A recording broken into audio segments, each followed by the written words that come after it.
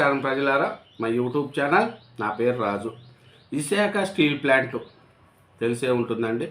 ఎందుకంటే Visakha steel plant ఈ ప్రమాదం మనకు తెలిసే ఉంటుంది. ఇక్కడ మనం చూసుకుంటా పోతే ఈ విశాఖ స్టీల్ ప్లాంట్లో పరిస్థితి ఘోరంగా అయిందండి. ఇక్కడ ఈ విశాఖ స్టీల్ ప్లాంట్లో జరిగిన ఈ ప్రమాదం చూసుకుంటే SMS-2 విభాగంలో సోమవారం భారీ అగ్ని ప్రమాదం జరిగింది. ద్రవ ఉక్కు ల్యాండిలో ఒకటి కుప్పకూలడంతో మంట వ్యాపించి కార్మికులు కూడా 9 మంది చనిపోవడం, 20-30 మందికి గాయాలు అవడం కూడా జరిగింది. ఈ ఘోర ప్రమాదంలో ఈ ఆంధ్రప్రదేశ్ పారిశ్రామిక రంగంలో మరోసారి కలకలం రేగింది. అసలే తీవ్ర నష్టాలు, ప్రైవేటీకరణ ముప్పుతో ఊగులాడుతున్న విశాఖపట్నం స్టీల్ ప్లాంట్లో సోమవారం నాడు భారీ అగ్ని ప్రమాదం కూడా సంభవించింది.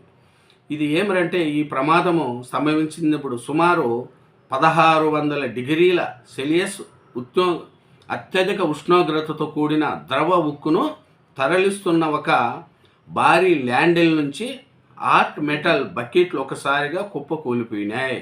దీంతో కొన్ని వందల టన్నుల వేడి ద్రవ ఉక్కు ఒక్కసారిగా నేలపైకి బలికిపోయింది.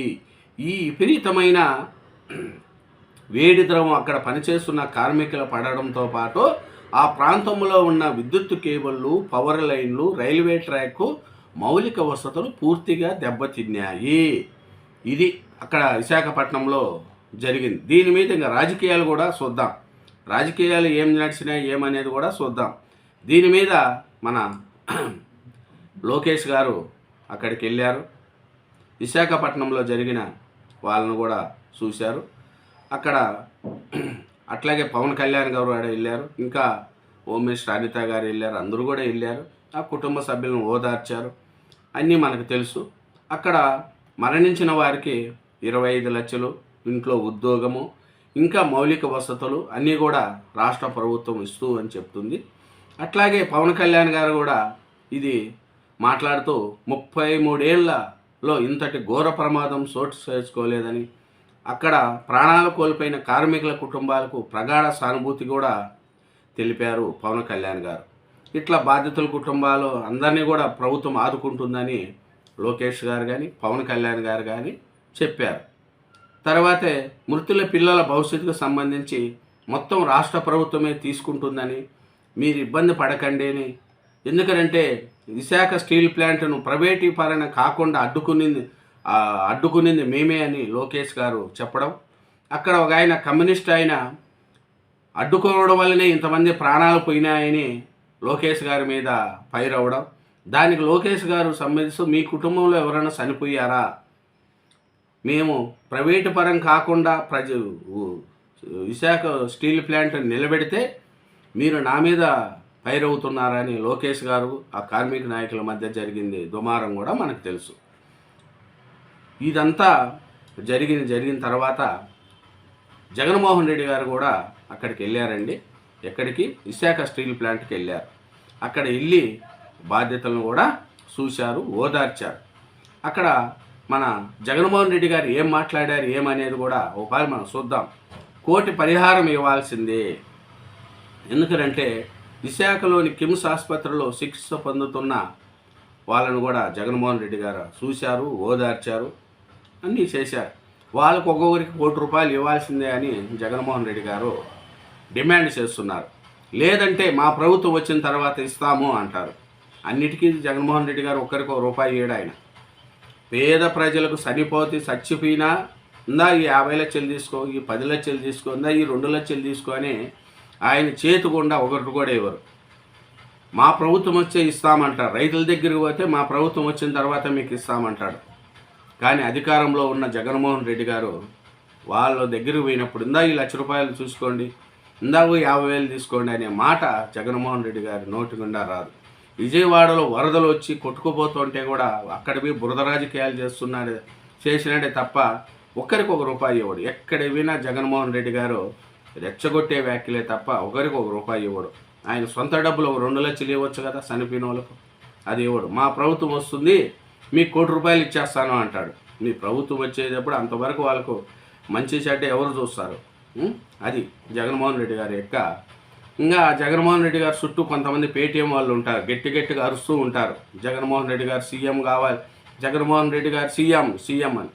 అంటే అక్కడ గాయపడిన వాళ్ళు చూడడానికి వెళ్ళింది ఏంది, చేసింది ఏంది? అట్లాగే తిరుపతిలో తొక్సిలాట్లో చనిపోతే అక్కడ పోతే కూడా జగన్మోహన్ రెడ్డి గారు చుట్టూ పేటీఎం బ్యాచ్ ఇట్లా ఉంటారు. అలాగే ఇంకా జగన్మోహన్ రెడ్డి గారు ఏం చెప్తున్నారో అది కూడా చూద్దాం. 1.72 కోట్ల బాధ్యతలకు హక్కుగా వచ్చేవే రాష్ట్ర ప్రభుత్వం ఇచ్చింది 0. ఇటువంటి సందర్భాల్లో మానవత్వం చూపాలి. మీరు ఇవ్వని పక్షంలో మా ప్రభుత్వం వచ్చిన నెల రోజుల్లోనే బాధ్యతల పరిహారం అందిస్తామంటున్నాడు జగన్మోహన్ రెడ్డి గారు. మీ ప్రభుత్వం వచ్చిన తర్వాత మీ ఇంట్లో డబ్బు ఏమి ఇవ్వట్లేదు కదా, ప్రజల సొమ్మే కదా, మీ ఇంట్లో డబ్బు ఇవ్వచ్చు కదా, వాళ్ళకు ఇవ్వరు. మా ప్రభుత్వం వచ్చే ఇస్తామంట. అంతవరకు వాళ్ళు హాస్పిటల్లోనే పడుకొని ఉండండి అబ్బా, ఏం లేదు. అట్లాగే ఎల్జీ ఫార్మాస్ ప్రమాద సమయంలోనే దేశంలోనే లేని విధంగా ఆదుకున్నాం. బాధిత కుటుంబాలకు 1 కోటి పరిహారంతో పాటు ఉద్యోగాలు ఇచ్చాం.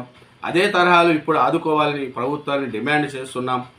ఈ దుర్ఘటనలో కార్మికుల తప్పేమి లేదు అని జగన్మోహన్ రెడ్డి గారు చెప్తారు. ఎవరిదే తప్పు లేదు, వాళ్ళేం కావాల్సిందే మీద వేసుకోరు కదండి జగన్మోహన్ రెడ్డి గారు. ప్రమాదం జరిగింది, అది దానికి ఎవరిదే బాధ్యత కాదు. అది ప్రమాదం అనేది జరిగిపోయింది. దానికి 1 కోటి రూపాయలు ఇవ్వండి, మా ప్రభుత్వం వస్తే ఇస్తామంటే మీరు అదే ఇప్పుడు మీరు చెప్పారు కదా ఎల్జీ ఫార్మాస్ వాళ్ళు ఇప్పటికీ రోడ్డు మీద పడి అలాడుతున్నారు. వాళ్ళకి రావాల్సిన పరిహారం రాక, వాళ్ళకి ఉద్యోగాలు లేక.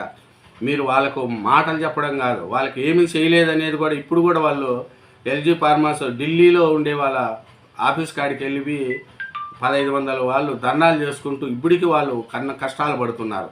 మా ప్రభుత్వంలో చేసినామని మీరు చెప్పుకుంటున్నారు, కానీ అదంతా ఏం జరగలేదండి. జగన్మోహన్ రెడ్డి గారు చెప్పేది ఒకటి చేసేది ఒకటి ఉంటే ఎవరు నమ్మరు.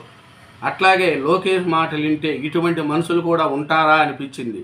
లోకేష్ గారు ఏమన్నారు లోకేష్ గారు? విశాఖ స్టీల్ ప్లాంట్ను ప్రైవేటు పరంగా కాకుండా కాపాడినామని లోకేష్ గారు అంటే, దానికి ఒక కార్మిక నాయకుడు అందువల్లనే ఇంతమంది చనిపోయారు అని అంటే, మీ కుటుంబ సభ్యులు ఏమైనా చనిపోయారా? మేము ప్రైవేటు పరం కాకుండా ఆపడం మేము చేసిన తప్ప అని లోకేష్ గారు అనిపించింది. స్టీల్ ప్లాంట్ ప్రైవేటీకరణ నిలిపింది మేమే, దీనిపై 2 సార్లు లేఖలు రాయడంతో పాటు ప్రధాని పాల్గొన్న సభలో నివేదించామని జగన్మోహన్ రెడ్డి గారు చెప్తున్నారండి. జగన్మోహన్ రెడ్డి గారు ఒకటే, ఎక్కడ ఏదైనా సరే ప్రమాదం జరిగితే అక్కడ పోయి రాజకీయాలు చేయడం, వాళ్ళకి మళ్ళీ ఏమన్నా ఇస్తాడా? ఏమి ఇవ్వడు. ఏకంగా అసెంబ్లీలో తీర్మానం కూడా చేసి కేంద్రానికి పంపాం. స్టీల్ ప్లాంట్పై చంద్రబాబుకు చిత్తశుద్ధి ఉంటే అసెంబ్లీలో తీర్మానం చేసి కేంద్రానికి పంపాలి. మీరు అసెంబ్లీకి రారు, ఏం తీర్మానం చేస్తారు జగన్మోహన్ రెడ్డి గారు?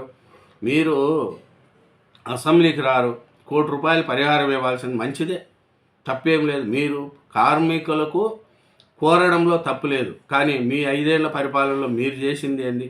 అధికారంలో ఉన్నప్పుడు ఒకటిగా మాట్లాడతారు, అధికారం పోతే ఒకటి మాట్లాడతారు. ఈ రాజకీయ నాయకులకు ఉన్న జబ్బు ఏమనంటే, ఎవరైనా సరే కూటమి ప్రభుత్వం కావచ్చు, వైఎస్ఆర్సీపీ కాదు, కాంగ్రెస్, ఇంకోటి బీఆర్ఎస్, ఏ ప్రభుత్వమైనా సరే అధికారంలో ఉన్నప్పుడేమో డబ్బులు ఇవ్వడానికి, వాళ్ళు ఆదుకోవడానికి ఒక కమిటీలు వేసి ఐఏసి ఈఏసి నాన్చుతారు.